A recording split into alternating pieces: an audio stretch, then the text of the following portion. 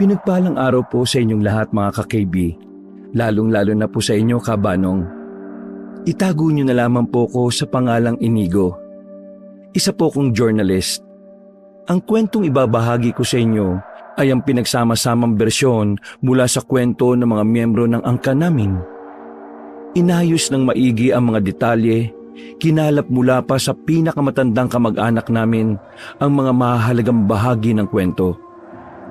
Kaya naman nabuo namin ang kwento ng aming ninuno, si Salik Imang, ang kauna-unahang antingero noong panahon ng Kastila.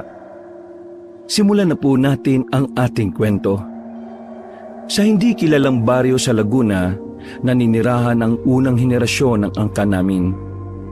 Kilala ang pamilya ni Lolo Salik sa pagiging matapang, palaban at walang inuurungan na kahit na sino.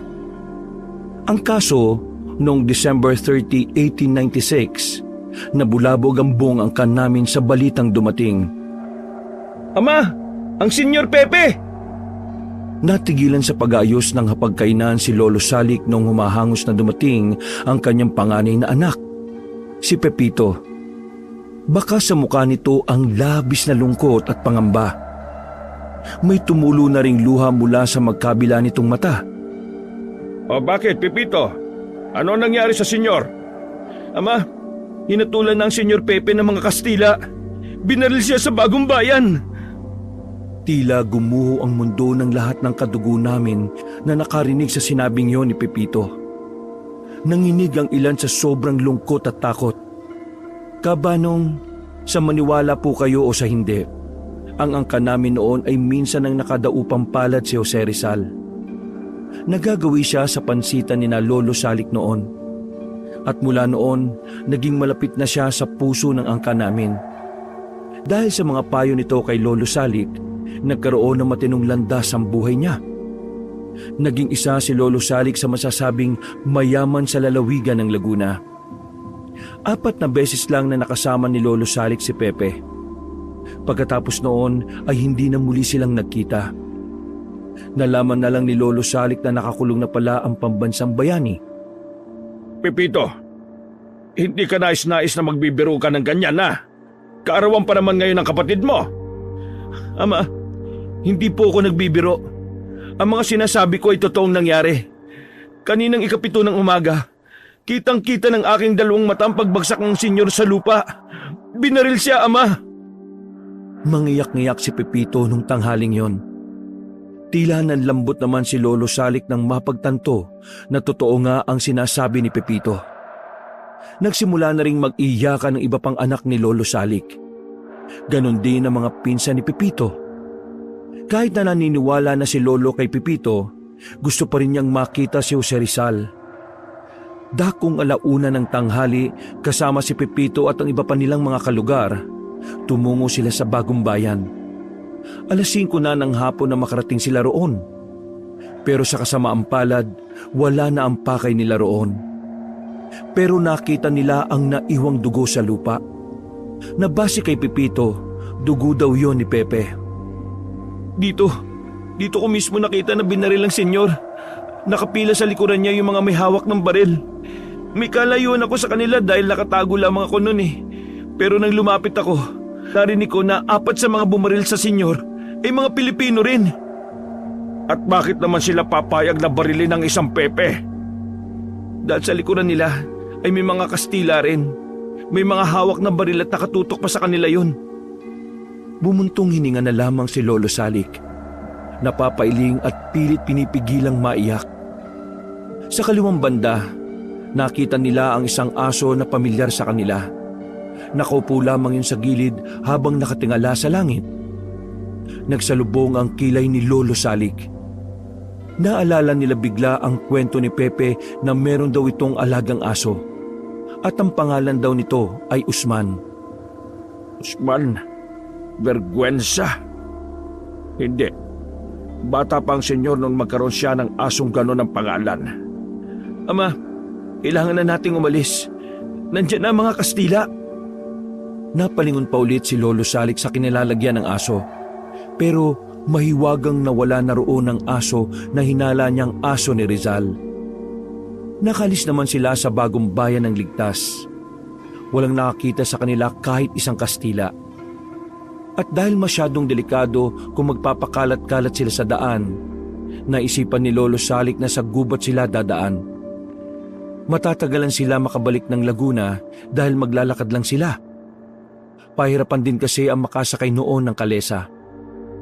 Bukod kasi sa strikto ang mga Kastila, baka paghinalaan pa silang kalaban dahil marami-rami sila. Namayapa man ang senyor, pero mananatili sila sa puso nating lahat. Kayo, mga kadugo ko, hanggat nabubuhay tayo, lagi nating itatatak sa ating isipan na wala tayong ibang gagawin kundi ipagtanggol ang ating bayan. Naiintindihan niyo ba ako? Sabay-sabay na tumango ang mga yon. Ama, hindi naman sa ako ay naduduwag. Subalit, magagawa kaya natin na tapatan ang puwersa ng Kastila? Gayong tayo ay mga antingero lamang? Pepito, anak, hindi mo dapat tinitingnan sa mababang paraan ang pagiging antingero. Dahil tayo ay hindi lamang basta manunugis o mandirigma. Tayo ay anak din ng Diyos. Gamit ang ating mga anting-anting na may basbas ng Panginoon, lalaban tayo sa kanila. Tandaan nyo, ang buhay na walang pinaglalaban ay mas masahol pa sa buhay ng isang tamad at walang pakialam. Matapos ang kanilang pagpapahinga, naglakad na rin sila ulit.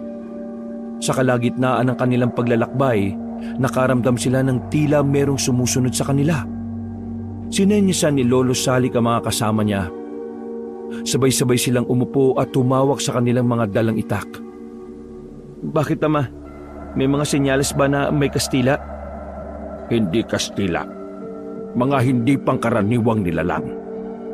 Hindi pangkaraniwang nilalang? Ibig niyong sabihin, mga aswang. Bukod sa mga Kastila, matindi ring kalaban nila Lolo Salik ay ang mga aswang. Sa mga hindi nakakaalam, noon pa man meron na talagang aswang. At ang mga nilalang na yon ang talaga rin naman nagpahirap kina Lolo Salik.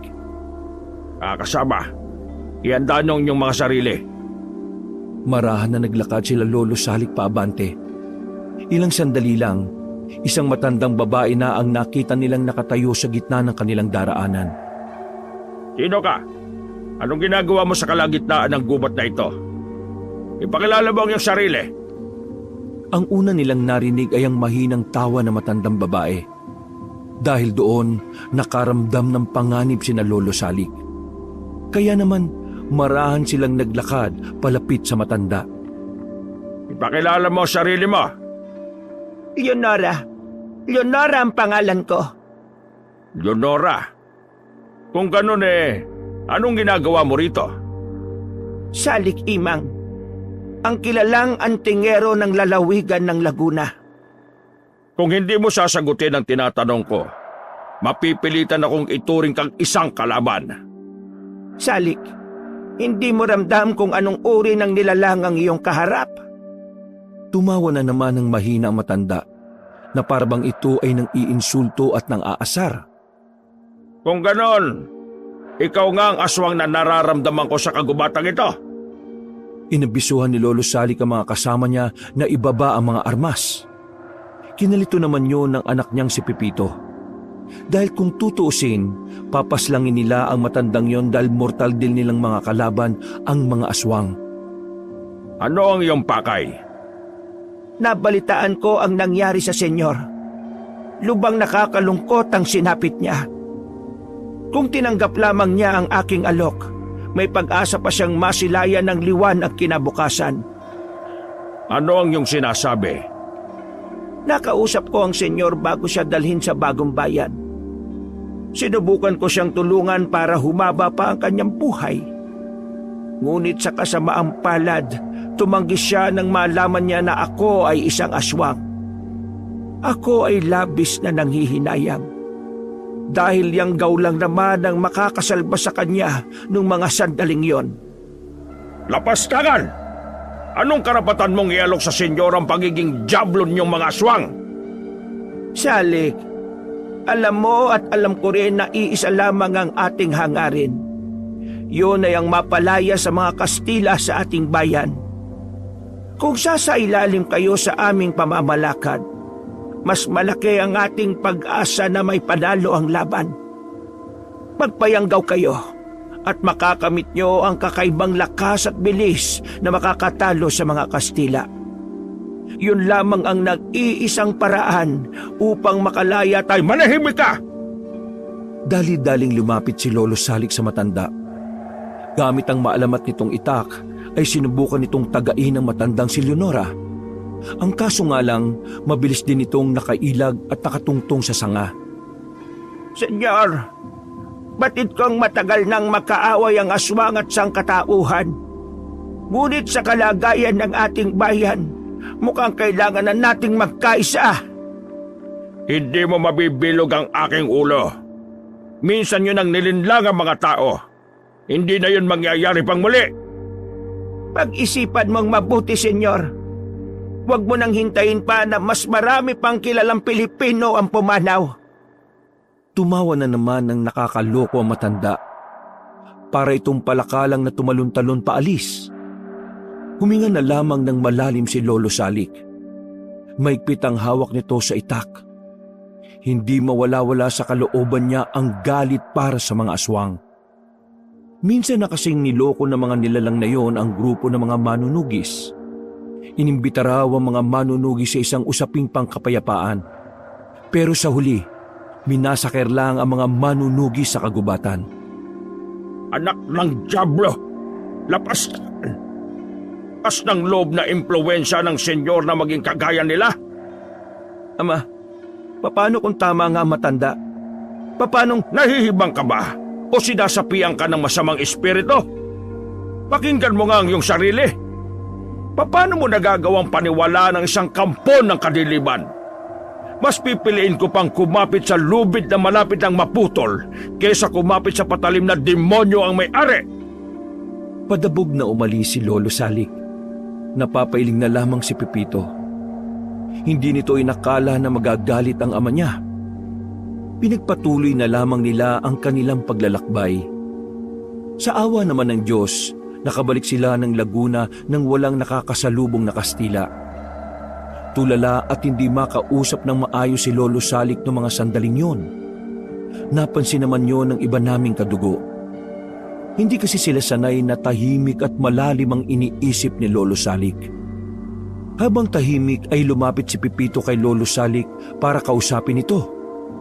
Sa pagkakataong yon ay kalmado na rin naman si Lolo. Umupo si Pepito sa tabi ng kanyang ama at saka nagsalita. Ama, nais ko lamang pong humingi ng paumanhin sa mga sinabi ko kanina. Hindi ko pinag-isipan ng maigi yung aking mga tinuran. Kaya sana mapatawad mo po ako. Anak, hindi ako galit sa iyo. Dala lamang ng damdamin kaya kita nasigawan kanina. Isa pa, sadyang mabigat lamang ang aking kalooban dahil sa pagkawala ng Senyor Pepe. Lato tayo, lubang apektado sa kanyang sinapit. Ngunit, kailangan natin magpatuloy. Lalo na ngayon, Ama. Ang mga Kastila ay unti-unti nang nahahanap ang ating baryo. Bakit? May namataan na naman bang Kastila sa ating baryo? Ayon po sa pamilya Burgos, isang Kastila ang kanilang nahuli nitong tanghali. Pinaslang nila kagad upang hindi na makarating pa sa ibang Kastila ang pananatili natin dito. O sige, bukas ng umaga, abisuan ng mga pamilya na may layong labanan ng puwersa ng mga Kastila at ipaalam na rin sa kanila ang tungkol sa layunin ng mga aswang. Nararamdaman kong lalasunin nila ang isipan ng mga tao upang maging kagaya rin nila. Naiintindihan ko po, Ama. Bukas na bukas din ng umaga, ititipon ko ang mga mamamayan natin. Maraming salamat, anak. Tunay kang maaasahan. Tinapik pa ni Lolo Salik ang balikat ng kanyang anak. Nagawa na rin itong ngumiti kahit na mabigat pa rin ang kalooban. Pumasok siya sa kanilang pansitan. Dumiretso siya sa kusina. Doon ay kinuha niya ang isang tinidor na nakabukod sa ibang mga tinidor. Agad na umarko sa labi niya ang ngiti. Dahil ang tinidor na yon ay huling ginamit ni Rizal noong pumasyal yun doon. Senyor, ipinapangako ko sa iyo ang iyong kabayanihan na hindi masasayang. Lalabanan namin ang mga Kastila at hindi ako papayag na sa muli nating pagkikita ay wala akong dalang mabuting balita. Hiling ko lang sana kung nasan ka man ngayon, ikaw ay payapa at masaya. Habang nasa kalagitnaan ng pagdadrama, ay biglang dumating naman ang pamangkin ni Lolo Salik na si Abner. Tarantang-taranta ang mukha nito at pawis na pawis. Tiyo, ang Senyora Magda! Anong nangyari sa senyora? Bigla na lamang siyang nagwawala. Namumula ang kanyang mga mata at para itong nais pumaslang. Maaba ang kanyang mga kuko at naglalaway rin siya. Napilitan ng kanyang mga kaanak na igapo siya upang wala siyang masaktan. Nung mga sandaling yun ay nagmamadaling lumabas ng pansitan si Lolo Salik. Agad siyang nagpunta sa kinaroroonan ng bahay nila Senyora Magda. Si Senyora Magda ay kilalang mga awit sa kanilang baryo. Dumadayo-dayo ito sa kung saan-saang lalawigan para lamang entertain. Dahil din sa kausayan at taglay na kagandahan, nagkakaroon siya ng access sa mga Kastila. Nakakapasok siya sa kuta ng mga Kastila nang walang kahirap-hirap. Yun ay dahil marami ding nagkakagusto sa senyora. Si senyora din ang nagbibigay ng impormasyon kina Lolo Salik noong mga panahong yon. Kaya naman, ganun kataas ang respeto ni Lolo Salik sa kanya. Sa bungat pa lamang ng tirahan ni Senyora Magda ay nakasalubong na ni Lolo Salik ang ama ni Senyora, si Senyor Eduardo. Senyor Eduardo, anong nangyari sa inyong anak? Hindi ko nga rin alam, Senyor Salik. Basta't mula kahapon ay nagkaganyan na siya.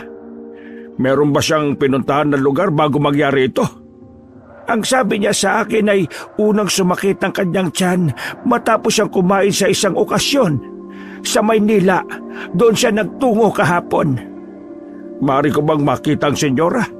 Halika, senyor. Sumama ka sa akin. Inhatid ni Senyor Eduardo si Lolo Salik kung saan nakakulong at nakagapos ang senyora.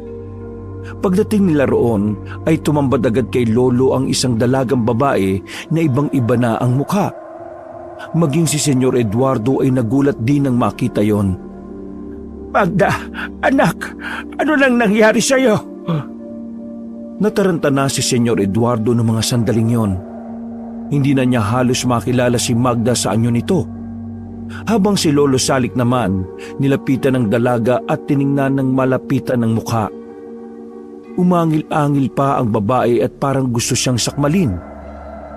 Senyor, huwag ka sanang mabibigla sa aking sasabihin.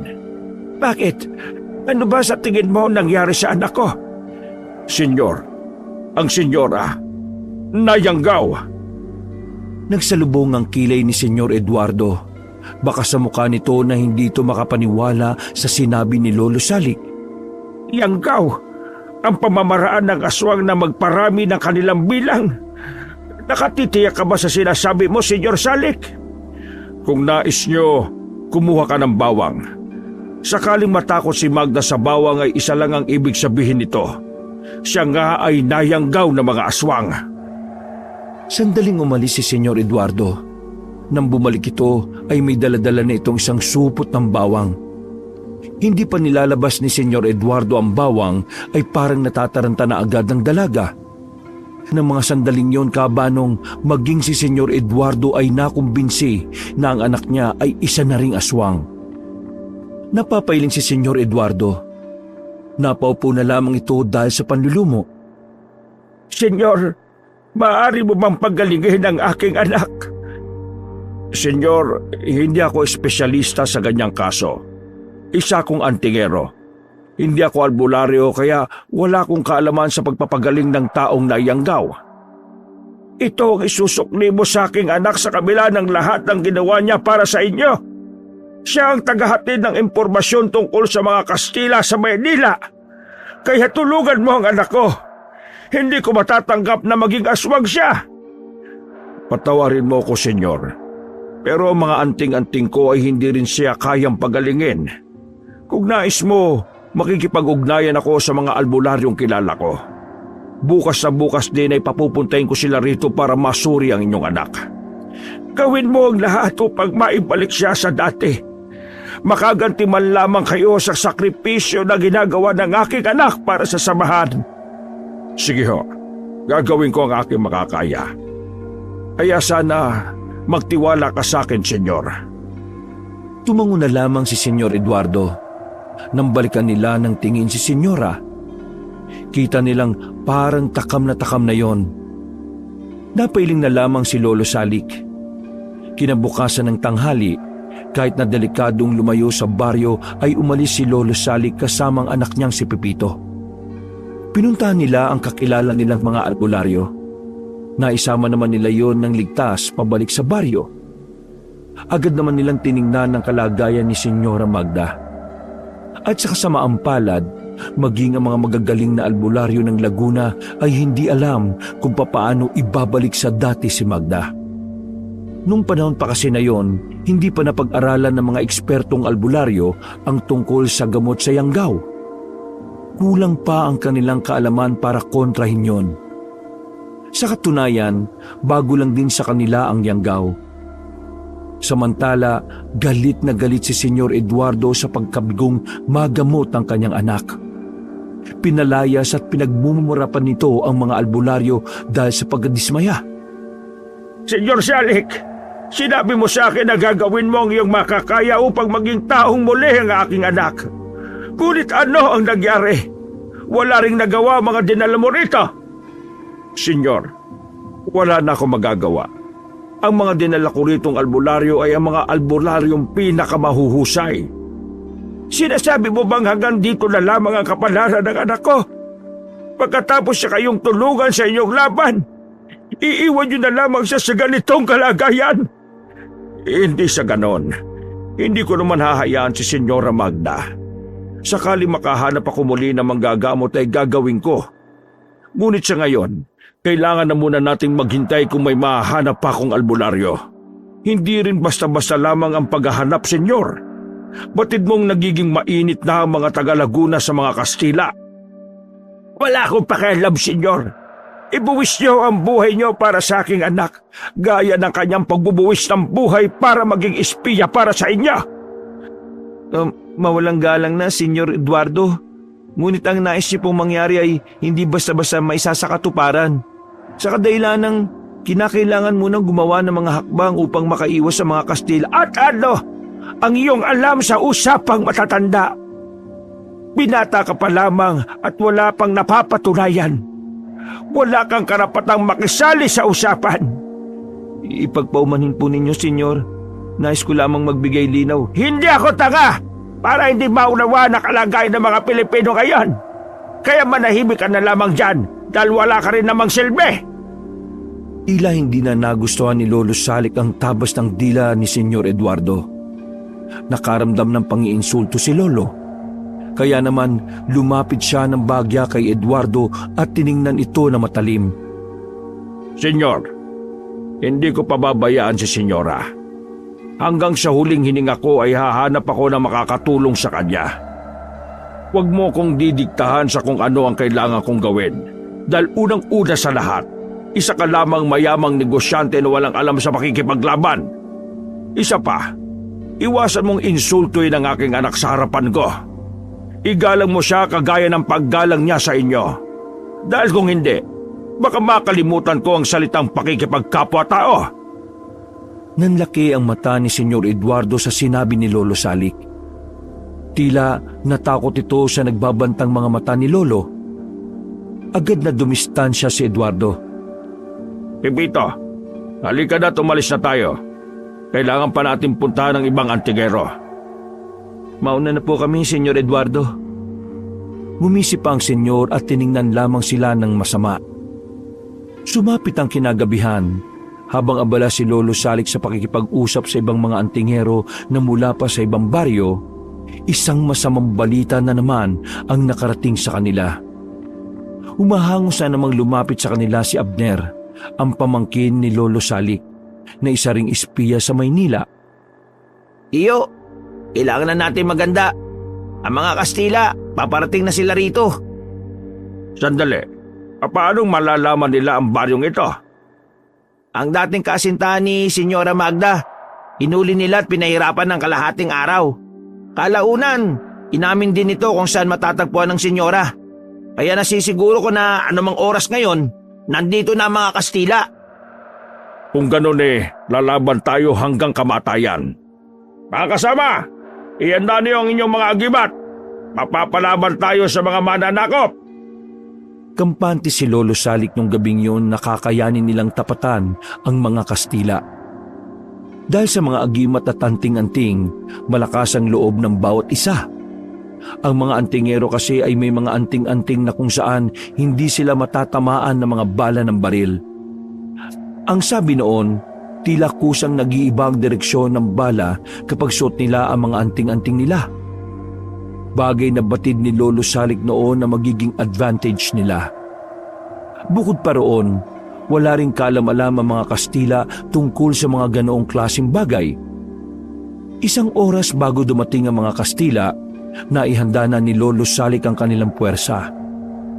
Kakaunti lang sila kumpara sa bilang ng Kastila na inaasahan nila. Gayunpaman, wala ni isa sa mga antingero ang natatakot o naduduwag. Lahat ay handang isugal ang kanilang buhay. Ama, nakahanda na ang bawat kalalakihan sa bawat pamilya. Tinipon ko sila bilang isang grupo na pamumunuan naman namin ni Abner. Ang mga bata, matanda at babae. Lahat sila ay pinapasok na namin sa kanilang silong. Sakaling malagay naman tayo sa alanganin, inambisuan ko silang tumakbo patungo sa dulo ng ating baryo. Nakahanda na roon ang mga bangka kung kailangan nilang tumakas. Sige, mahusay ka. Ngayon, kailangan na natin pumunta sa gubat. Doon pa lang ay sasalubungin na natin sila. Hindi natin sila maaaring palapitin sa baryo natin. Sige po, tatawagin ko na ang mga hanay namin. Isang pagtangulang ang naisagot ni Lolo Salik sa panganay niyang anak. Ilang sandali lang, nagmarcha na rin sila patungo sa kagubatan. Ang tanging mga dala lamang nila ay mga itak at pana. Tahimik nilang inabangan ng Kastila sa gubat. Makalipas lang ang mahigit isang oras, naramdaman na nila ang mga yabag ng paa ng mga Kastila. Sumenya si Lolo Salik sa paghahanda. Nang makalapit na ang mga Kastila, inambush nila yon. Sa bilis ng mga pangyayari, hindi na nagawa pang magpaputok ng mga Kastila. Agad silang pinagtatataga ng grupo nila Lolo Salik. Magdidiwang na sana sila dahil napas lang nila ang unang mga Kastila na nakita nila. Kaso ang hindi nila alam, may mga Kastila pa palang nakasunod sa mga yon. At sa pagkakataong yon ay mas marami pa ang bilang nila. Ihanda niyo mga sarili ninyo! Mas marami sila kumpara sa mga ito! Sa pagiging kampante dahil sa kanilang anting-anting, lumusob sila ng harapan kahit baril ang gamit ng mga Kastila. Sa hindi inaasahang pangyayari, tinamaan ng mga antingero ng mga bala. Sobrang pagtataka ang naging reaksyon ni Lolo Salik. Hindi siya makapaniwala na peke ang mga anting-anting na binili nila sa isang albularyo. Nilinlang tayo ni Tasyo! Atras! Atras muna mga kasama! Sugutan ng mga kasama nila nang hinahin nila ito pabalik. Pinagbababadal sila ng mga Kastila hanggang sa tuluyan na silang napalibutan ng mga yon. Dumating na sa puntong kinailangan na nilang bitiwan ang kanilang mga sandata. Dahil kung hindi, sabay-sabay silang mamamatay sa mga sandaling yon. Senyor, ano nangyari? Bakit hindi gumagana ang mga anting-anting? Napatigil ang pagsasalita nito nang bigla itong barilin ng Kastila. Labis na kinabigla ni Lolo Salik ang nangyari. Gusto niyang pumalag sa mga pagkakataong yon, pero malalagay naman sa alanganin ng mga kasama niya. Merong tinatanong sa kanila ang mga Kastila. Pero dahil kakaunti lang ang alam ni Lolo Salik sa wikang Espanyol, hindi niya maintindihan ang mga yon. Ang naiintindihan niya lang doon ay ang salitang Amerikano. Kahit paslagin nyo kami ngayon, mananatili kaming tapat sa bayang Sinilangan. Magtatapos din ang inyong kasamaan at magwawagi ang mga Pilipino laban sa inyo. Tinutukan na ng Kastila ng baril si Lolo Salik. Noong mga sandaling yon, Kabanong, buong akala nila Lolo ay katapusan na nilang lahat. Pero nagulat na lamang sila sa mga sumunod na nangyari. Bigla na lamang may humablot sa isang Kastila at dinala sa madilim na parte. Naalarma ang isang Kastila at pinagbababaril nila ang direksyon na yon. Pero sa mga sumunod pang mga eksena, unti-unti silang pinaslang ng isang nilalang na hindi nila matukoy kung ano. Ama, ano pong nangyayari? May isang nilalang na tumutulong sa atin. Napadapa na lamang sila Lolo Salik habang sinasaksihan ang isa-isang pagkamatay ng mga Kastila. Wala pang 5 minuto ay naubos na rin ang mga yon. Sa puntong yon ay sabay-sabay na bumangon sila Lolo Salik. Takang-taka sila kung sino ang nilalang na pumaslang sa mga Kastila ng walang kahirap-hirap. Kung sino ka man, ipakita mo ang iyong sarili at magpakilala. Sabi mo sa amin kung isa ka bang kalaban o kakampi. Maya-maya pa, nakita na lamang nila ang isang babae sa gilid. Tinutukan nila yon ng lampara at doon ay nakilala na nila ang babaeng aswang, si Senyora Magda. Senyora Magda, ikaw na ba yan? Wala silang natanggap na tugon mula sa babae. Nakatingin lang ito sa kanila na parang hindi sila nakikilala. Nang makita ni Senyora Magda na nagtaas ng mga sandata sila Pipito at Abner, saka na ito tumalon paakyat sa puno at tumalis. Matapos ang labanan ay agad silang bumalik sa kanilang baryo. Inasikaso ng ilang kababaihan ng mga antingerong sugatan. Wala namang namatay sa kanila, pero marami naman ang nagalusan dahil sa peking anting-anting na nabili nila sa peking albularyo. Samantala, sa parehong gabi ay nagpatawag ng pagpupulong si Lolo Salik. Kasama sa pagpupulong na yun ay ang mga mayayamang pamilya. Yun ay dahil gustong humingi ng tulong ni Lolo Salik sa pinansyal. Nang sa ganon ay makakuha pa sila ng mga lehitimong mandirigma na kayang gumamit ng mga baril. Pero taliwas sa inaasahan niya ang magiging takbo ng pag-uusap. Ano naman ang magiging batayan namin upang magtiwala kami sa iyo, Senyor Salik? Kita mo naman ang nangyari. Nagtiwala ka sa peking albularyo. Bumili ka ng peking anting-anting. Nalagay sa panganib ang buhay ng mga residenteng sumama sa laban. Tingin mo ba magbibitaw kami ng salapi gayong palpak at sablay ang iyong mga ginagawang taktika? Ang pagiging palyado ng ginawa kong taktika ay isa lamang normal na pagkakamali. Noong mga sandaling kausap ko si Tasyo, ay tunay na anting-anting ang mga pinakita niya sa akin. Huwag ka nang magdahilan, senyor. Nangyari na ang nangyari. Pasalamat ka na lamang at walang namatay sa mga kasama mo. Kahit na magpaliwanag ka, hindi mo na mababago ang katotohanang ikaw ay pumalpak. Ngunit mas marami pa rin nagawang tama ang aking ama kumpara sa pagkakamali. Marami pa rin siyang napagtagumpayan na laban kontra Kastila. Hindi naman yata tama na isang pagkakamali lamang ay mawawalan kaagad kayo ng tiwala. Isa pa, hindi naman natin inaasahan na matutuntun tayo ng mga Kastila rito eh. Kung hindi sana umamin ng dating nobyo ng senyora, may oras pa sana si Tiyo na malaman kung peke o hindi yung mga anting-anting. Manahimik ka! Anong karapatan mong sumabat sa usapan na matatalino? Hindi ito tungkol sa dami ng kanyang tagumpay. Tungkol ito sa kaligtasan ng bawat isa. Senyor Salik, batid mo na isang pagkakamali lamang ay maaaring mapahamak ang maraming tao. Alam ko na naiintindihan mo ang sinasabi ko.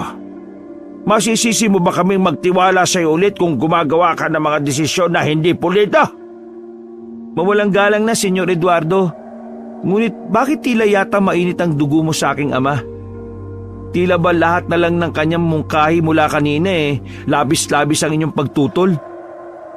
Tungkol na nga lang ba ito sa kaligtasan ng lahat? O maaring tungkol na rin ito sa personal mong hinanakit sa aking ama? Isa ka Panginoon, ibaba mo ang tinig mo! Hinampas ni Lolo Salik ng malakas ang lamesa. Dahilan para matahimik ang lahat, maging ang mga nagbubulong-bulungan. Ayusin mo ang tabas ng dila mo, Senyor Eduardo. Hindi basta-basta mga tao lamang ang kaharap ninyo ngayon.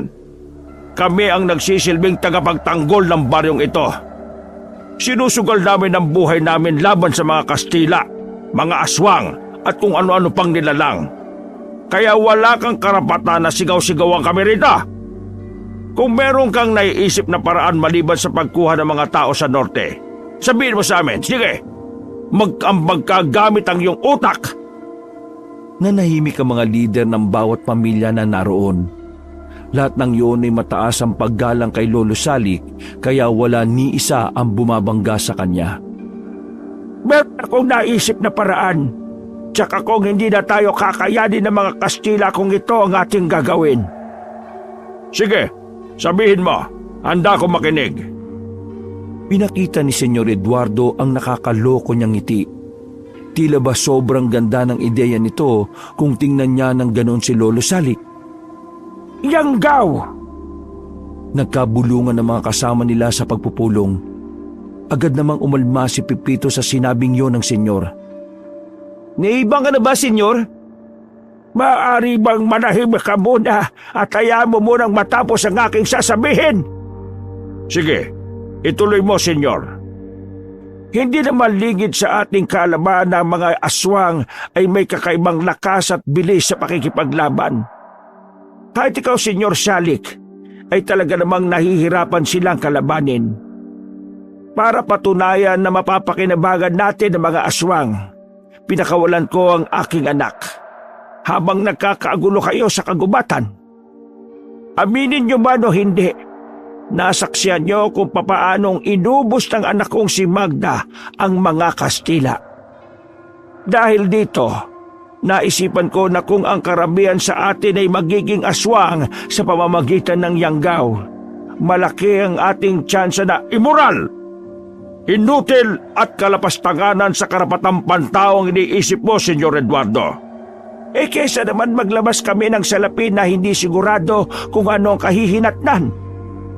Mga kasama, nakita niyo naman ang ginawa ng aking anak. Niligtas ni Magda mga antingero na walang kalaban-laban sa mga Kastila. Ngayon, tingnan nyo, hindi ba yon mabisang panlaban sa mga Kastila?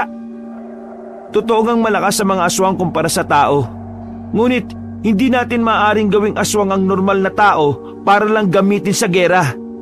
Labag ito sa kautusan ng karapatang pantao.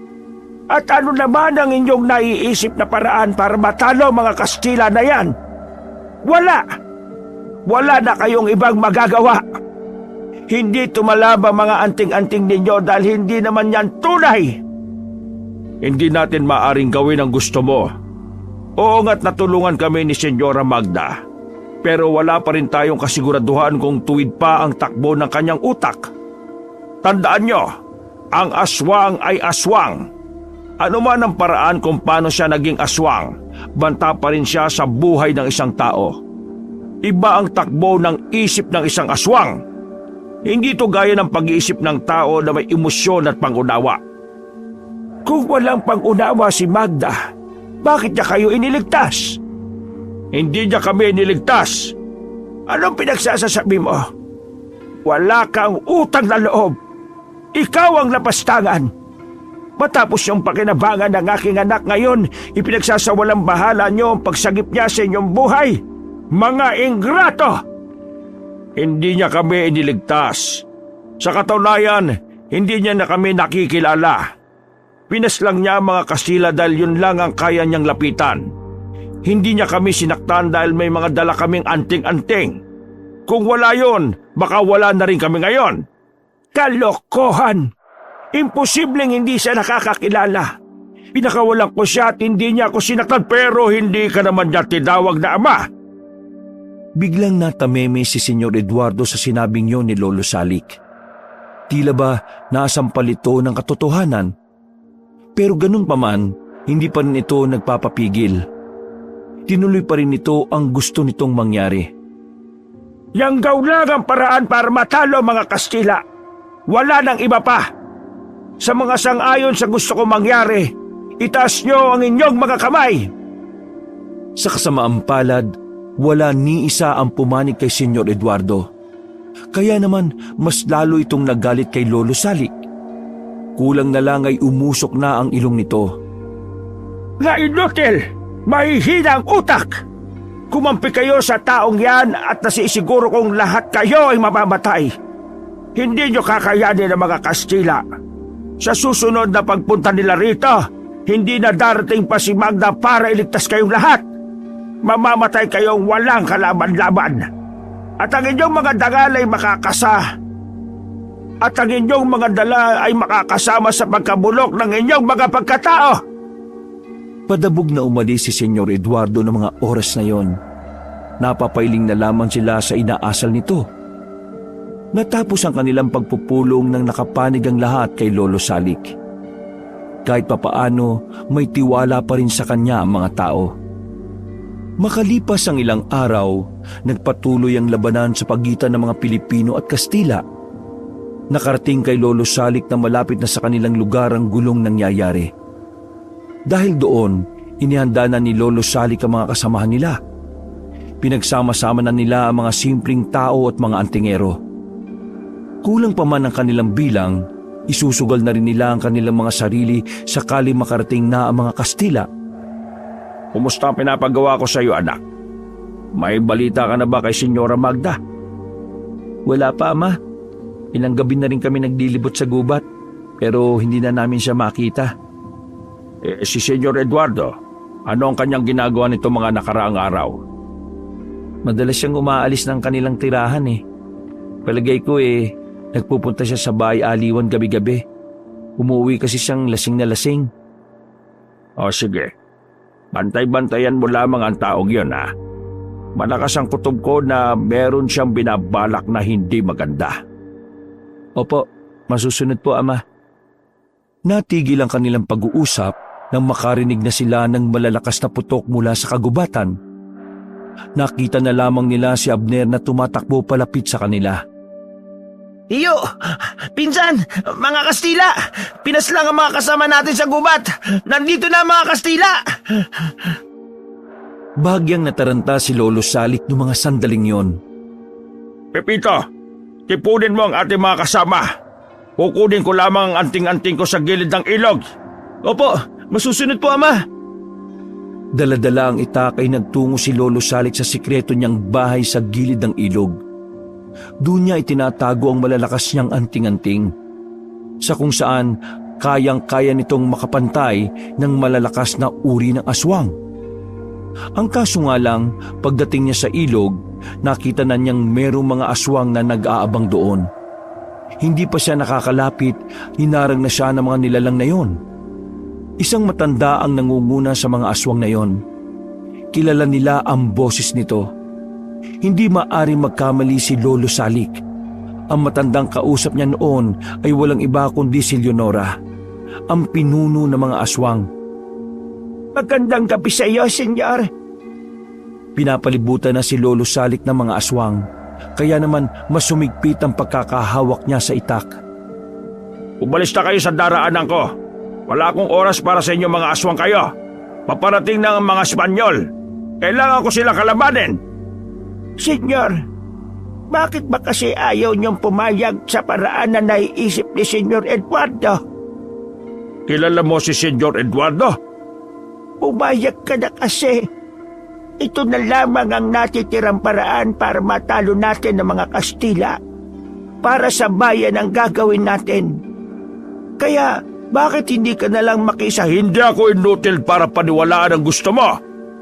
Alam kong may ibang binabalak ang mga aswang kaya nais siyang mayanggaw ang mga tao. Matitiis mo bang mamatay na lamang ang mga kasamaan mo nang walang kalaban-laban?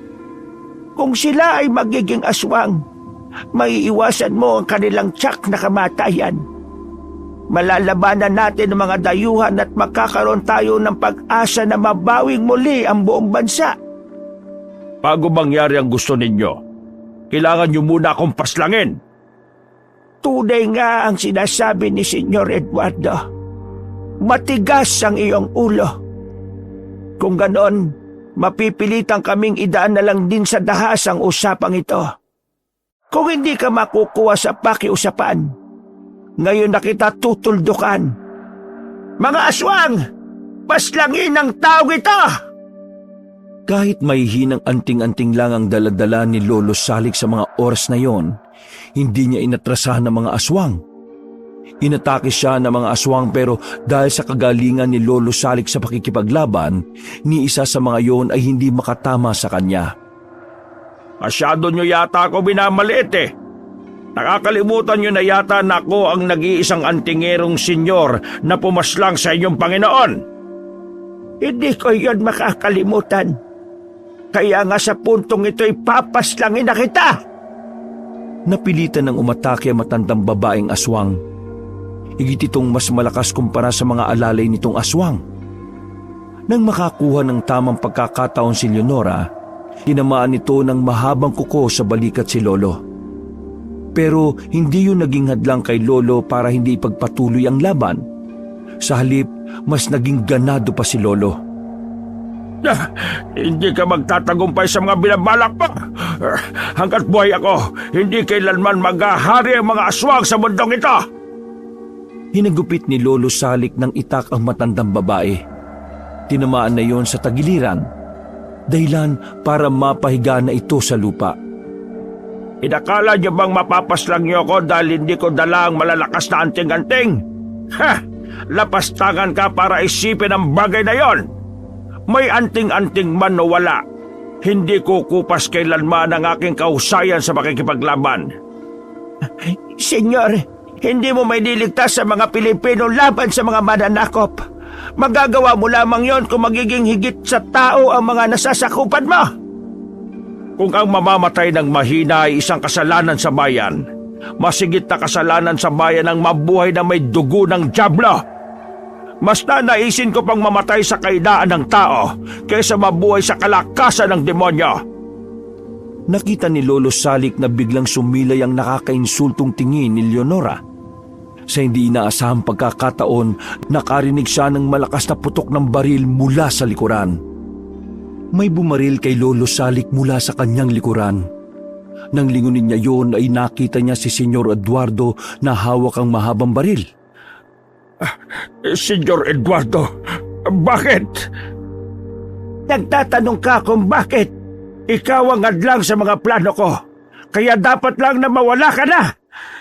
Taksil ka sa bayan! Anong taksil sa bayan? Ikaw ang taksil sa bayan. Ayaw mong tanggapin ang ideya ko kahit na ito na lang ang natitirang paraan. Diablo! Isa kang diablo! Sabihin mo na kung ano ang nais mong sabihin. Ito na rin naman ang huli mong buhay. Kung ang sandaling ito ang naging daan para malaman kung gaano kakahinang nilalang, masaya akong papanaw. Sapagkat sa wakas, napatunayan ko sa aking sarili na hindi ka karapat dapat tawaging Pilipino. Manahimik ka! Isang putok na naman ang umalingaw sa paligid. Walang kamalay-malay si Senyor Eduardo at ang aswang na si Leonora na naroon si Abner.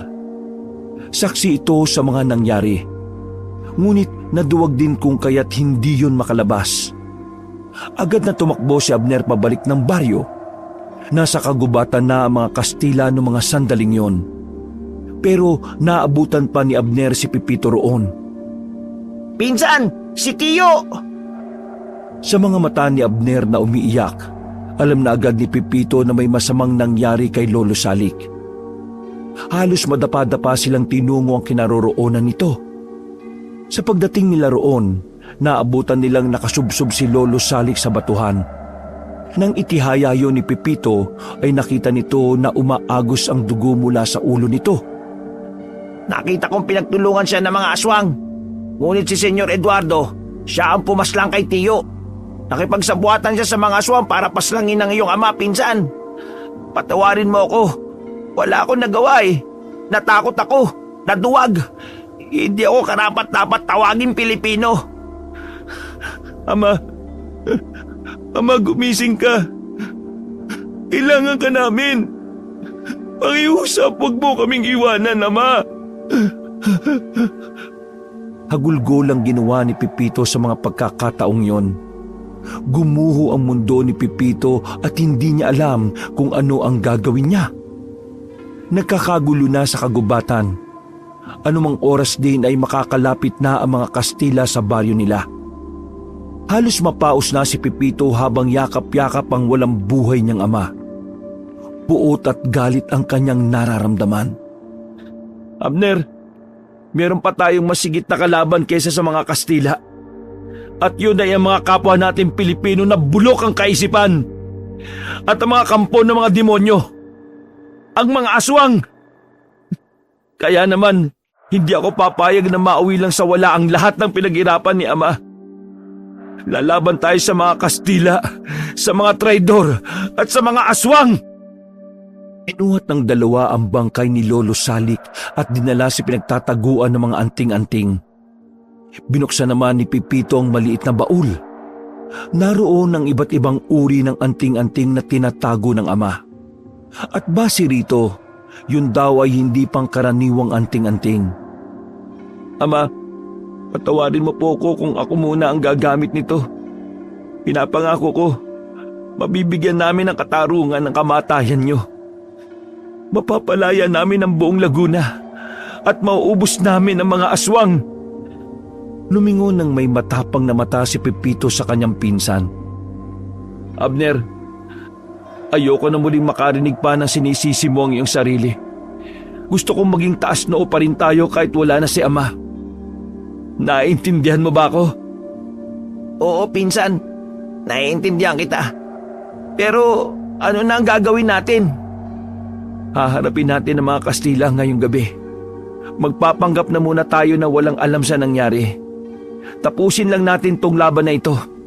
Isusunod natin si Senyor Eduardo at ang kalyado niyang mga aswang. Wala siyang puso. Immoral. Inutil. Paano niya nasisikmuran na makipag-ugnayan sa mga nilalang na pumaslang sa mga dati nating kasamahan? Huwag ka mag-alala. Ipapatikim natin sa Senyor ang lasa ng impyerno. Kaya ihanda mo ang iyong sarili. Magiging madugo ang laban natin, Abner. Bumalik ang dalawa sa labanan sa kagubatan. Pero pagdating nila roon, tapos na ang kaguluhan. Naabutan nila si Senyor Eduardo na kasama ang mga aswang. Pinagpapapas lang nila ang mga Kastila ng walang kahirap-hirap. Gaya ng napag-usapan, hindi nagpalata si Pepito at Abner na meron na silang alam. Kunwari lang silang namamangha sa pagkapanalo nila Senyor Eduardo. Lumapit sa kanila ang senyor ng may mayabang na ngiti. Ano? Nakita niyo naman kung papaano namin pinaslang ang mga dayuang ito, ano? Nasaan si Senyor Salik? May nagawa ba siya? Wala! Ako at ang mga kaalyado kong aswang ang nakatalo sa mga Kastila. Isa lamang itong patunay na epektibo ang aking mongkahi. Hindi na nagsalita pa si Pepito. Pero kabanong sa kaloob-looban ni Pepito ay para na siyang dinudurog. Hirap na hirap siyang harapin ang taong pumaslang sa kanyang ama. Mga kasama, napagtanto ko lamang na hindi naman pala masamang maging biktima ng yanggaw. Ang aking anak nayanggaw siya. Ngunit nagamit niya laban sa mga Kastila ang kanyang pagiging aswang. Kaya kayong lahat, bakit hindi nala kayo umanib sa akin? Ang mga kasama kong aswang na nandito ay handa silang makipagtulungan sa atin upang may pagtanggol ang ating bayan. Wala na tayong aasahan kay Senyor Salik. Napatay na siya ng mga Kastila kanina lamang. Nang marinig yun ng mga residente ay bulong-bulungan ang agad na umandar. Hindi makapaniwala ang mga ito. Kilala kasi nila si Lolo Salik bilang isang matinik na antingero. Kahit hindi nito naiilagan ng bala, kayang-kaya nitong makipagsabayan sa mga Kastila. Huwag kayong mag-alala. Kayang-kaya naman kayong ibalik sa pagiging tao. Magiging aswang lamang kayo habang nandito pa sa bansa mga dayuhan. Senyora, sabihin mo nga sa kanila na madali lamang para sa iyo na gamutin ang nayanggaw na tao. Ako ang lumikha at nagpauso ng yanggaw. Kaya alam ko kung papaano rin ito aalisin sa katawan ng tao. Kung makikipagtulungan kayo sa amin, matatalo natin ang mga Kastila. Maililigtas natin ang mga pamilya natin. Kaya naman, kung sino ang gustong makiisa, itaas lamang ang kamay. Lahat ng papayag, kinabukasan ng gabi ay sisimulan na ang pangyayanggaw. Bulong-bulungan na naman ang maririnig sa buong baryo. Tila marami pa rin talaga ang nag-aalangan. May mga naghahanap pa rin kay Lolo Salik. Kahit sinabi na ni Eduardo na wala na si Lolo. Tahimik kayo, mga inutil! Kung ayaw ninyo, bahala kayo sa buhay ninyo. Hayaan nyo na lamang naapin kayo ng mga Kastila. Senyor Eduardo, hayaan na muna natin silang magnilay-nilay. Bukas ng umaga ay babalik kami rito. Lahat ng nais makiisa, tumungo lamang sa tahanan ni Senyor Eduardo. Nagpaalam na rin ang mga aswang. Mabibilis na nagtalunan yon patungo sa kagubatan. Samantala, lumapit kay Pepito at Abner ang senyor na si Eduardo. Tingin pa lang nito ay nakakainsulto na. Ayong dalawa, hindi ba kayo makikisa sa layunin ko? Wala namang problema sa akin kung nais yung matulad kay Senyor Salik. Hindi ko kayo hahadlangan. Dahil mas marami pang tao rito sa bayan ang higit na may silbi kesa sa inyo. Inangga pa sila ni Eduardo. Umalis na rin ito habang tumatawa-tawa pa. Noong gabing yon, hindi magawang magdiwang ni Pepito at Abner kahit na nanalo sila sa laban. Nalulungkot pa rin sila sa pagkawala ng kilalang antingero na si Lolo Salik. Kinaumagahan, nailibing na rin ng maayos ang bangkay ni Lolo Salik. Walang may pakialam sa pagkamatay niya dahil halos lahat na ng mga residente gusto nang maging kabilang sa grupo ni Eduardo. Sa madaling sabi, handa silang magpayanggaw para lamang tapatan ng mga Kastila. Ang tanging natitira na lamang na hindi sang-ayon sa gusto ni Senyor Eduardo ay ang buong angkan namin. Pinsan, nagtipon-tipon na sila sa tahanan ni Senyor Eduardo. Anong gagawin natin? Hayaan mo sila. Abisuhan na lang natin ang mga kadugo natin na hanggat maaari, lisanin na ang baryo bago ang gabi. Gamitin na ang lahat ng yaman upang makaiwas sa mga magiging aswang.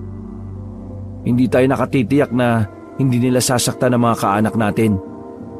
Magiging aswang na sila, kaya hindi na rin natin sila kakampi.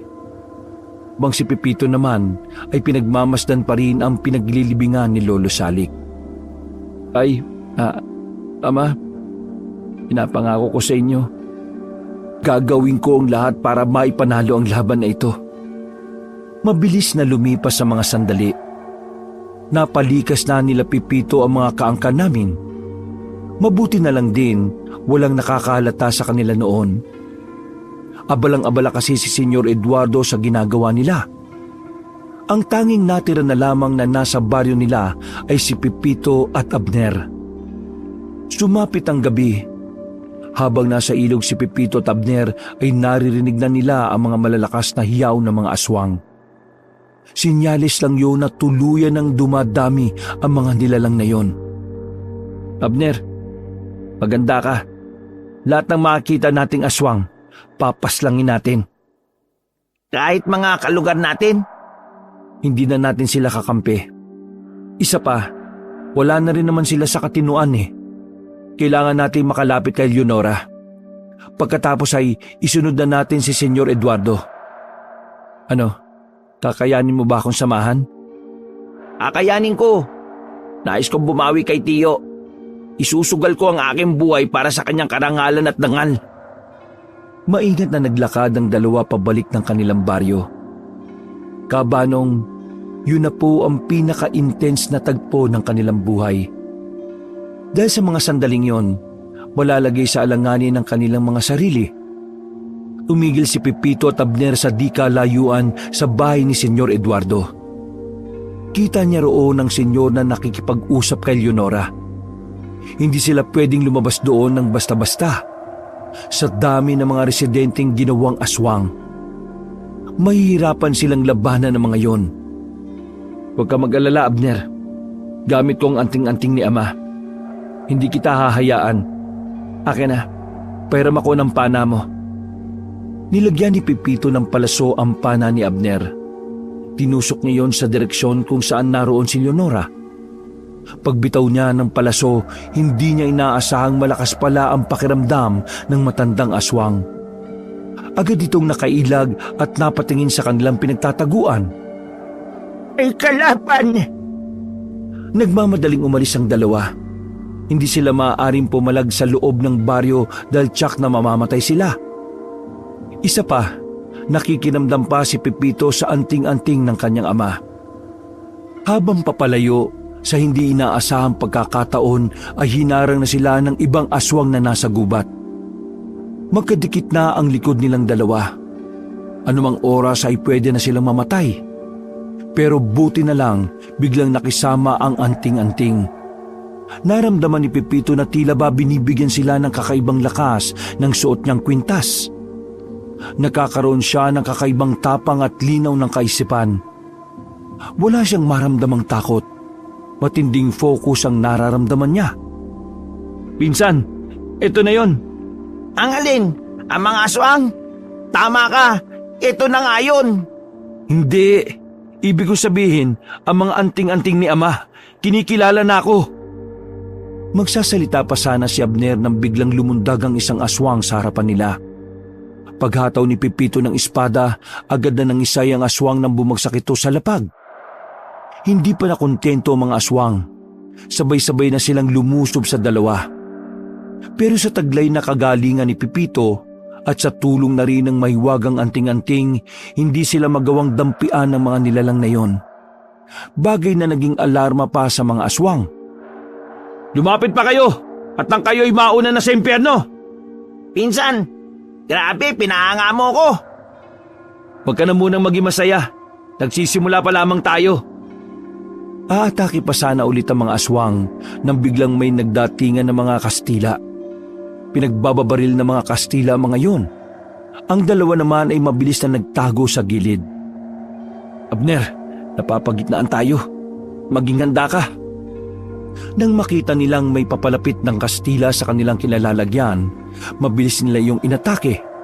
Hindi na nakapagpaputok ang mga yon nang mabilis itong pinagtatataga ni Pipito at Abner. Pero napatigil si Pipito nang biglang may isang Kastila ang tumutok ng baril sa kanya. Hindi nila maunawaan ang sinasabi ng Kastila. Pero base sa taas ng boses ng Kastila, parang sinasabi nito na ibaba ang kanilang mga sandata. Sinunod naman nilang dalawa yon.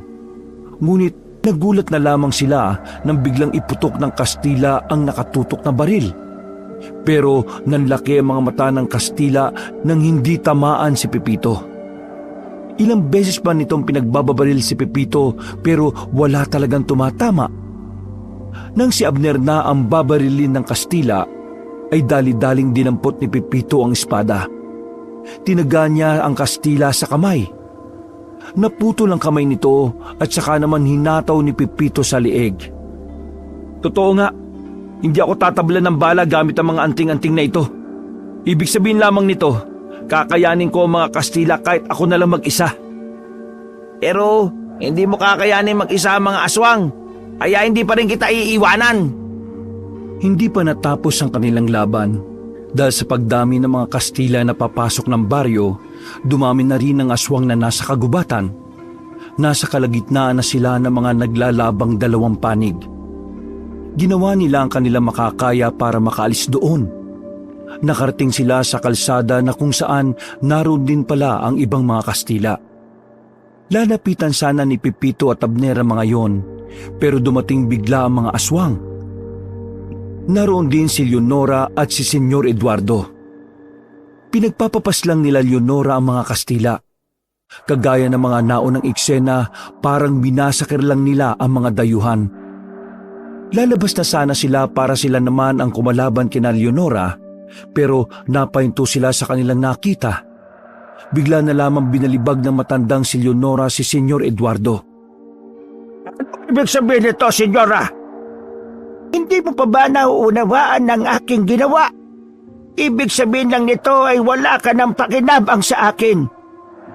Ngunit sabi mo sa akin ay tatalunin natin ang mga Kastila. At naniwala ka naman. Sa tingin mo ba, pararamihin ko ang bilang ng mga aswang kung isusugal ko lamang din ito sa gera? Sandali, sinasabi mo bang ginamit lang kita para magparami? Wala akong layunin na kalabanin ng mga Kastila. Isang malaking kahangalan kung gagawin ko yon. Dahil una sa lahat, matatalo at matatalo rin nila ang mga aswang kung marami sa kanila ang makakaharap namin. Nais ko lamang palawakin ang angkan ng mga aswang. Nang sa ganon, kapag dumating na ang panahon na tumigil na ang kaguluhan, kami naman ang maghahari sa bayang ito. Lapastangan! Paano mo nagawang linlangin ng isang senyor na katulad ka? Wala kang utang na loob! Yan ang malaking pagkakaiba niyo ni Senyor Salik. Siya ay hindi basta-basta malilinlang ng aswang. Samantalang ikaw, inutil ka! Anong gagawin niyo sa akin? Paumanhin, senyor. Ngunit dito na nagwawakas ang iyong kahangalan. Papaslangin na sana ni Leonora si Senyor Eduardo nang biglang lumitaw si Pepito. Natigil ang kamatayan ng senyor at natuon kay Pepito ang atensyon nila. Nakakaawa ka, Senyor Eduardo. Pinaslang mo ang pinakamahusay na antingero ng Laguna para lamang maging isang tanga at mangmang. Lubang nakakasuka ka. Ngunit dahil isa akong Pilipino, hahayaan muna kitang mabuhay. Pepito! At saan ka naman kumuha ng iyong tapang para humarap sa akin? Sa aking ama. Sa aking ama na inyong pinaslang. Pagbabayaran niyo ngayong gabi ang ginawa niyo sa kanya. Hindi mo bang itigil mo ang pagsasalita ng ganyan? Hindi kasi ako nakakaramdam ng takot. Tumawa ng malakas si Leonora. Pero tumigil agad ito nang makitang tumakbo na papalapit si Pepito. Humarang naman agad ang mga alagad nitong aswang. Kaso dahil sa anting-anting na suot ni Pepito, hindi magawang makadampi ng mga nilalang na iyon. Nanlalaki ang mga mata ng aswang na si Leonora nang makitang walang kahirap-hirap na pinagtatatagalang ni Pepito ang mga alaga niya.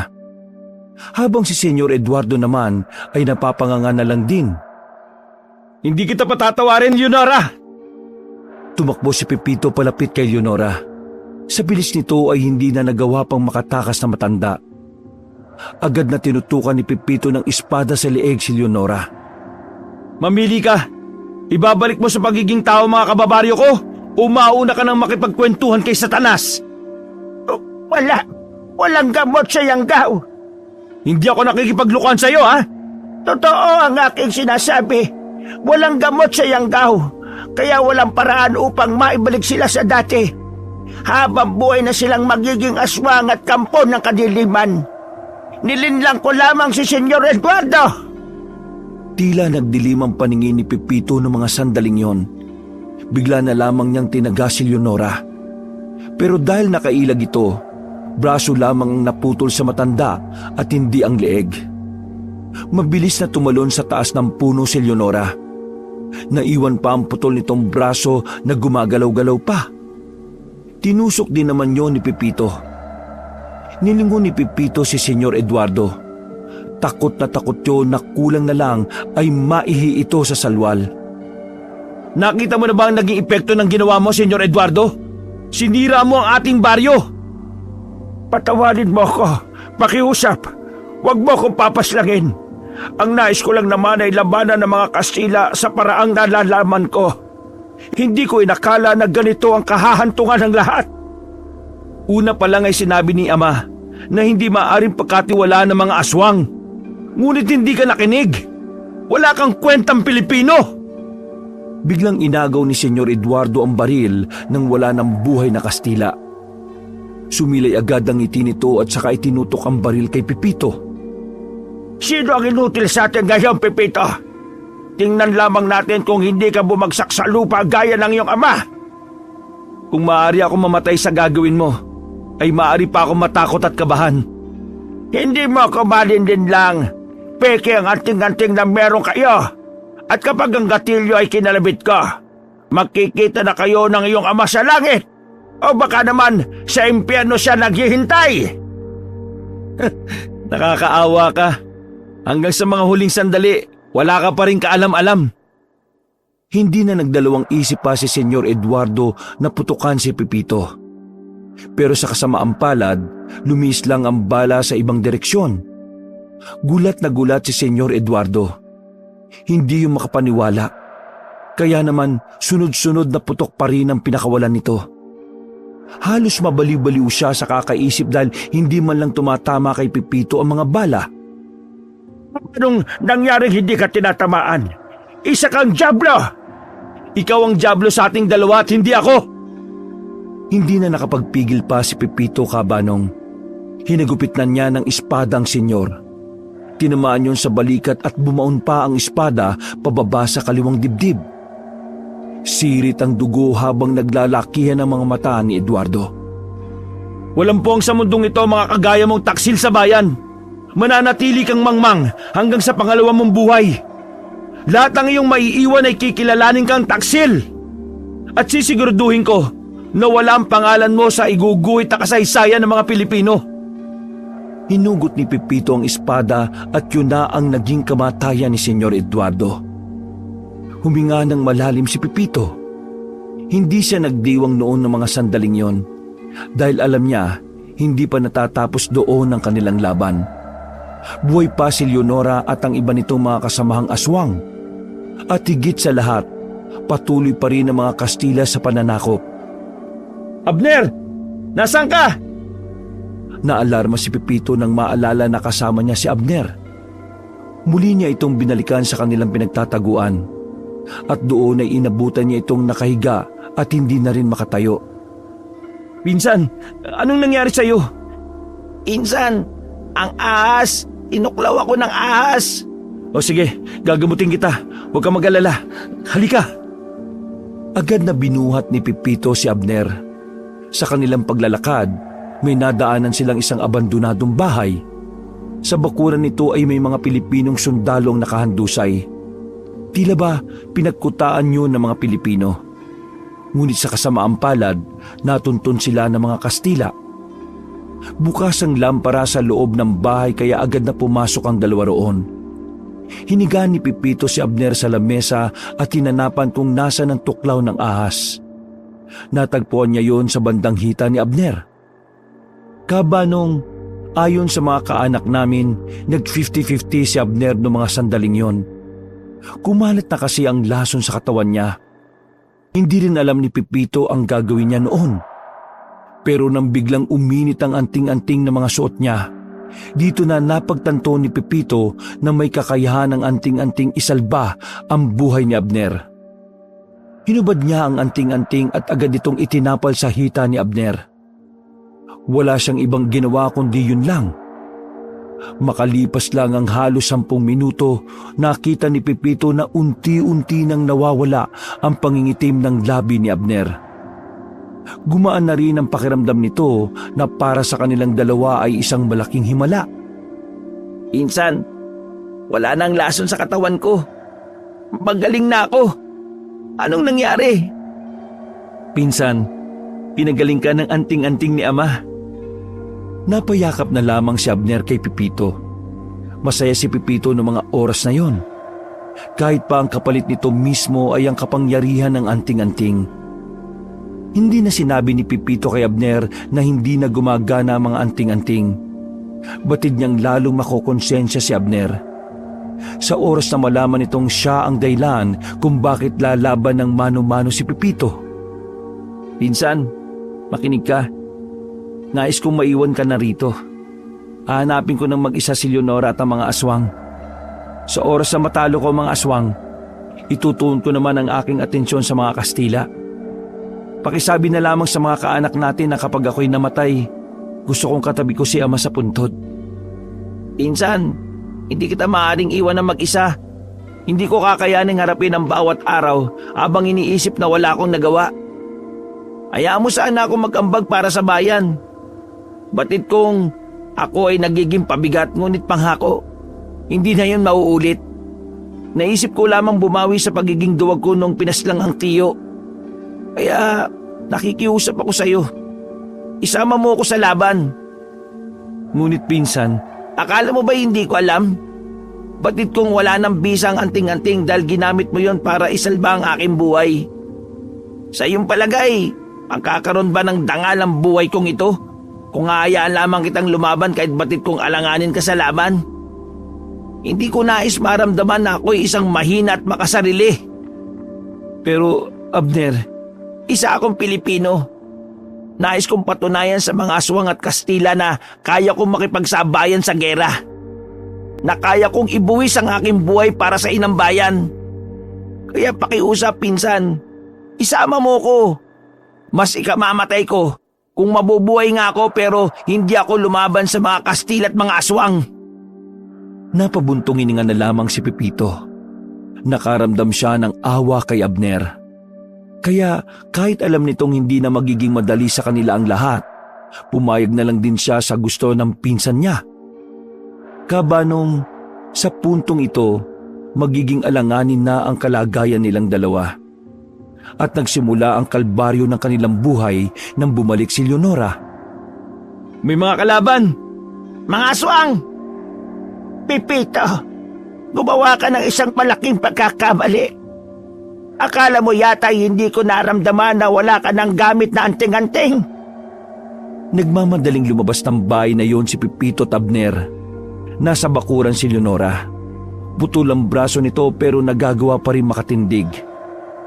Isa kang ngangal kung iniisip mong umaasa lamang ako sa anting-anting. Hindi mo ba itatanong kung mahusay din ba ako makipaglaban gaya ng aking ama? Para saan ang tanong kung hindi naman mahalaga para sa akin ang iyong sagot? Dahil ngayon, papaslangin na kita! Lumundag na mataas ang aswang na si Leonora. Lumapag ito sa likuran ni Pipito. Kinalmot nito ng mahabang kuko si Pipito, naging dahilan para mapalod ito. Mabuti na lang nagawang tagain ni Abner si Leonora. Mga kasama, paslangin niyo ang pakialamerong Ginoon na ito! Sabay-sabay na lumusob ang mga aswang. Pero buong tapang na sinalag ni Abner ang lahat ng kanilang pag-atake. Sugatan si Abner noong mga sandaling yon, pero pinipilit pa rin itong lumaban para protektahan si Pipito. Nang marami na itong galos, napaupo na lang din ito sa tabi ni Pipito. Tama na, pinsan! Hindi maaari! Kaya ko ba, pinsan? Hinawakan na ni Pipito ang kamay ni Abner. Gumiti ito ng malapad at sinabing, Mamamatay tayo ng may dangal, karangalan at pagmamahal sa bayan. Kagaya ni Senyor Pepe, sikapin mong tumingala sa kalangitan sa oras na tayo ay bumagsak na sa kalupaan. Pinsan! Paubanhin mga Ginoo! Ngunit ito na ang katapusan ninyo bilang antingero! Lumapit si Leonora sa dalawa, pero ang dinakma nito sa lieg ay si Pipito. Kala mo'y magtatagumpay ka dahil lamang inalisan mo ko ng isang braso? Hindi braso ang inalis ko sa inyo, senyorang aswang. Anong sinasabi mo? Hindi braso ang kailangan mo. Utak ang iyong kailangan. Biglang dumukot si Pipito sa likuran nito. Isang punyalang nanggaling doon na agad din namang itinarak ni Pipito sa dibdib ni Leonora. Nabigla ang mga kasama nitong aswang. Tila nagkaroon muli ng takot kay Pipito ang mga yon. Utak ang kailangan ng mga aswang dahil hindi kayo nagkaroon ng likas na katalinuhan. Nalagutan agad ng hininga ang pinuno ng mga aswang. Naupo naman si Pipito sa tabi ni Abner na sugatan din. Nung mga sandaling yon ay batid nilang lalapay na sila ng mga naiwang aswang. Galit na galit ang mga yon sa pagkawala ng kanilang tinuturing na ina. Kaya naman napangiti na lamang ang magpinsan dahil ang akala nila yun na talaga ang kanilang katapusan. Ngunit bago sila mawalan ng malay, dumating ang ilang miyembro ng angkan namin para sagipin sila. Napatila nila ang mga aswang at nabitbit palayo roon si Pipito at Abner. Kabanong nakaligtas silang dalawa mula sa kamay ng mga aswang at Kastila. Sa tulong ng kakilala ng angkan namin na Inchik, nakalis ang angkan namin sa bansa. Hindi man natalo nila Pipito at Abner ang Kastila, naging masaya na rin sila dahil natalo nila ang mga aswang. Ang kaso nga lang, nawala na sila ng balita sa mga kabayo nilang naging biktima ng yanggaw. Hindi na rin kasi sila bumalik doon nang mabalitang nasakop na ng mga Kastila ang baryo. Malungkot si Pepito Tabner kahit na nakaligtas sila. Pero kalaunan, natanggap na rin nila ang katotohanan na hanggang doon lang talaga ang kaya nilang gawin sa panahon na yon. Aminado naman silang malalakas talaga ang mga Kastila. Ganun pa man, hindi naman nauwi sa wala ang kanilang ipinaglaban. Dahil nagawa naman nilang patayin ang aswang na may masamang balak sa buong bayan. Sa ngayon, Kabanong, patuloy pa rin naming sinasabuhay ang kabayanihan ni Lolo Salik, Lolo Pipito at Lolo Abner. Ganon din ang mga sinauna naming kamag-anak na nagligtas sa kanila.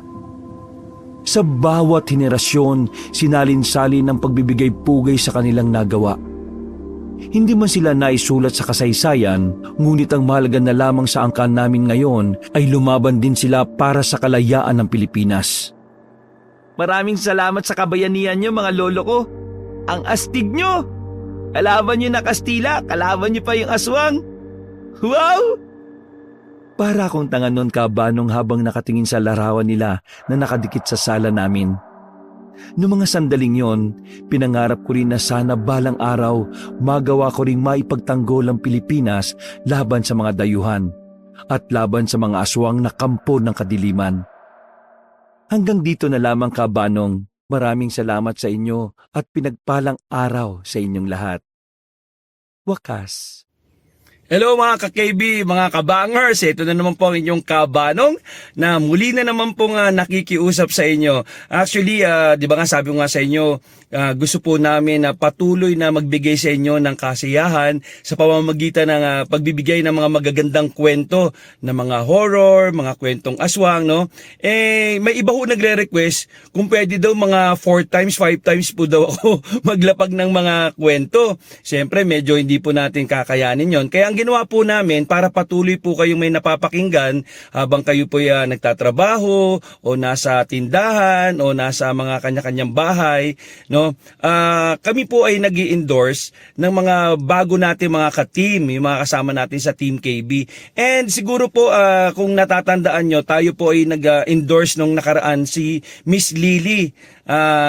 Yung ating Miss Lily Tagalog horror stories, no? Pero ang nangyari po doon, nagkaroon po ng problema yung kanyang channel. Nabug ho siya. So kahit po na mag-upload po tayo doon, madalas kahit po kayo ay nakasubscribe, hindi po kayo nanonotify. Hindi po namin alam kung bakit nagkaganon. Yun nga, sabi nga daw ay nabug ho. Kumbaga nagkaroon ng virus, parang ganon. So ngayon, nag-create po kami ng panibagong channel, Miss Lily Tales of Horror. Yun po ang ating bagong channel ni Miss Lily. So yung mga gusto pong magkaroon po ng panibagong channel na pakikinggan ng magandang channel, ito po inyo po sanang masubscribe. Okay, at siyempre po makapag-comment kayo at makapag-like. So sino po ba si Miss Lily? So siya po ay ang maganda ho nito, dubber po ito, nakasama ko rin po sa dubbing at siya po ay director. At grabe po, napakadami po nitong project. So siguro po magbabanggit ako ng ilan at baka kilala nyo po, alam nyo po o nasubaybayan nyo, napanood nyo po sa TV ang mga palabas na isa po siya sa mga nagboses, no? So doon po sa Dragon Ball Z, kung familiar kayo kay Bulma na character, siya po ang nagboses noon. Sa Dragon Ball GT, siya naman po si Pan. Okay, and kung kayo po nanood ng One Piece, siya po si Usopp. Sa Doraemon naman, siya naman si Shizuka, at sa Slam Dunk, nagboses rin po siya doon, no? Isa sa mga nagboses kay Marimar. O, di ba? Kilala niyo yung Marimar. Oh! Yun, isa po siya sa nagboses doon. Sa Paloma, siya po si Paloma, yung nagbida sa Paloma. Sa Cassandra, siya rin po ang bida doon. Sa Esmeralda, siya rin po nagbida. Preciosa, nakasali rin siya sa Korean na Atric Cat. Okay? Siya po si Goblin sumali rin siya, kasali rin siya sa Heartstrings. Ayan. And My Girlfriend is a Gumiho. Yan po yung mga nakasali siya. And syempre sa Birth of a Beauty, kasali rin siya dyan. Angel's Revenge, Temptation of Wife, sa My ID is Gangnam Beauty. Yan po yung mga kasali siya o nagboses siya or karamihan po doon ay siya po ang bida. Kaya kung mapapansin niyo po yung boses niya pag nagnanarrate siya at siya pagka may mga dramatization, talagang bibidahin ang kanyang boses, no? Kaya sana po pagkatapos po nitong pakinggan itong ating kabanong na story, sana po ay magtuloy po kayo sa kanyang channel. Nandito po sa description o doon sa ating comment, no, ipipin po natin yung kanya pong link, yung bagong link po ng kanyang bagong channel. So asahan po namin ang inyong suporta, malupitang suporta. Maraming salamat po. God bless you all.